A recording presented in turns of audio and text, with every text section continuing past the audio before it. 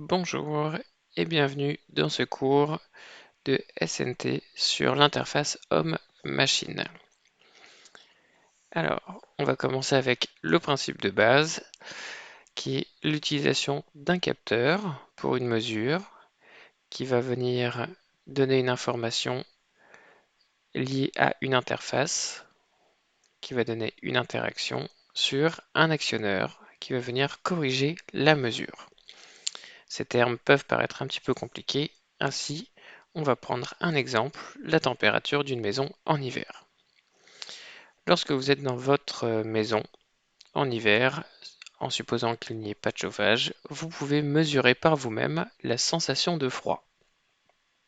Ainsi, le capteur ici, ce sera vous. La chose sur laquelle vous pouvez interagir, s'il y a un chauffage, ce sera le bouton du radiateur que vous pouvez tourner par exemple, et l'action sera subie par l'actionneur qui sera le radiateur en tant que tel. Le radiateur va venir corriger la sensation de froid en chauffant la pièce.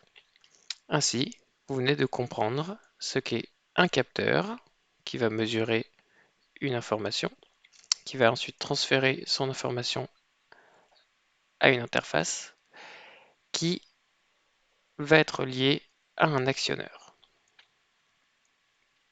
Aujourd'hui, vous l'aurez peut-être remarqué, mais les boutons des radiateurs ne sont plus forcément analogiques, ils deviennent numériques. Ainsi, l'interface devient un écran avec un bouton, ça peut être un écran tactile, parfois il y a encore un bouton.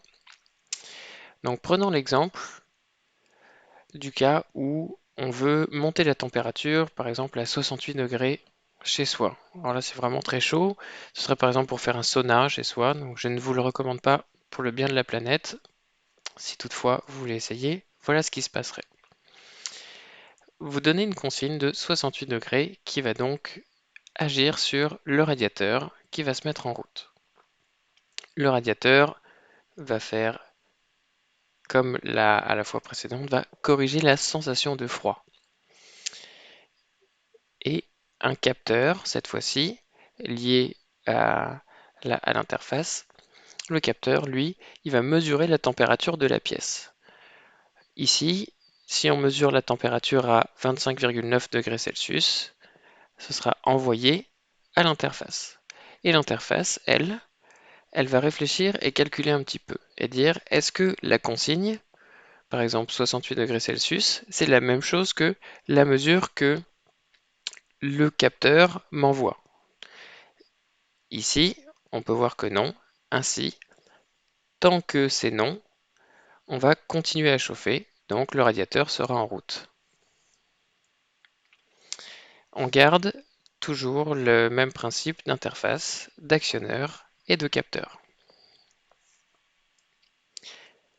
On va essayer de simplifier ça dans un diagramme où les rectangles seront les actions et les losanges les questions. Donc, en étant un petit peu plus raisonnable, on va reprendre le même cas que précédemment avec une consigne à 23 degrés Celsius.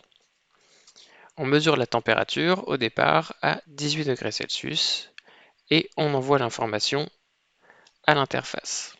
La question est fait-il froid ou y a-t-il un écart entre la consigne et la mesure? Si oui, l'action sera l'allumage du radiateur. Puis, on renvoie la flèche au départ pour la mesure de la température. Regardez bien, la température va monter jusqu'à atteindre 23 degrés Celsius. Ainsi, à la réponse fait-il froid ou y a-t-il un écart entre la mesure et la consigne, la réponse devient non. Et dans ce cas, la flèche revient directement sur la mesure de température, c'est-à-dire que on ne passe pas par les cases allumage du radiateur. Autrement dit, le chauffage s'éteint.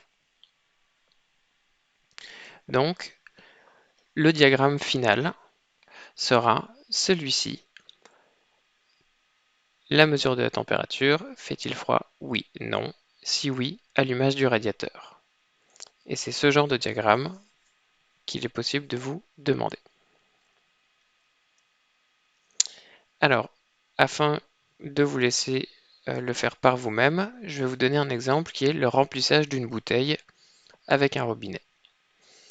Je vous demande de remplir les cases 1, 2, 3, 4 et 5 avec les objets mesure du niveau, reste-t-il de la place dans la bouteille? Oui, non, ouverture de robinet. Ainsi, vous pouvez mettre la vidéo en pause. Et maintenant, je vais le corriger. Alors, la correction, c'est on commence par la mesure du niveau. Reste-t-il de la place dans la bouteille? Oui. Si il reste de la place dans la bouteille, alors on ouvre le robinet. Sinon, on n'ouvre pas le robinet. Autrement dit, le robinet reste fermé. Donc, tant qu'il restera de la place, la bouteille sera remplie. Deuxième exemple, avec un vélo électrique. Encore une fois, je vous demande de remplir les cases 1, 2, 3, 4, 5 avec la question est-ce un grand ou un gros effort? Oui, non. La mesure du capteur de pédalage ou d'effort et l'allumage du moteur. Je vous laisse mettre la vidéo en pause et refaire ce diagramme par vous-même. La correction étant la mesure du capteur ou d'effort dit, c'est-à-dire on mesure si l'effort fourni par le cycliste est gros ou non.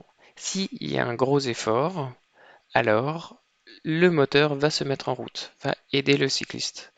S'il n'y a pas un gros effort, alors le moteur ne se mettra pas en route, autrement dit, la réponse est non et on revient tout simplement à la mesure du capteur. Et c'est ainsi que s'achève ce cours sur l'interface homme-machine. Je vous souhaite une très bonne fin de journée.